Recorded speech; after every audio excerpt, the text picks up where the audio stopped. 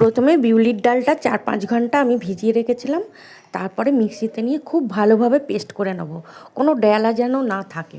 তারপর একটু মৌরি নিয়ে হাতে ঘষে তাতে দিয়ে আর একটু নুন দিয়ে ভালোভাবে ফেটাবো।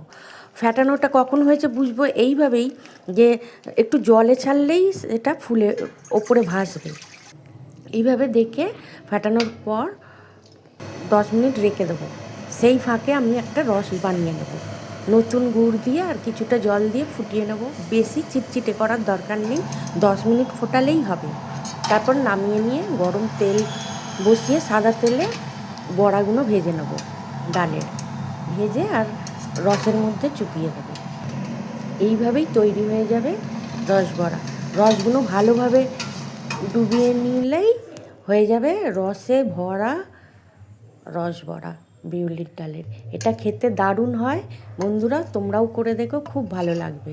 যদি তোমাদের এটা ভালো লেগে থাকে তাহলে একটা লাইক, কমেন্ট আর সাবস্ক্রাইব করে দিও। তো চলো, টাটা।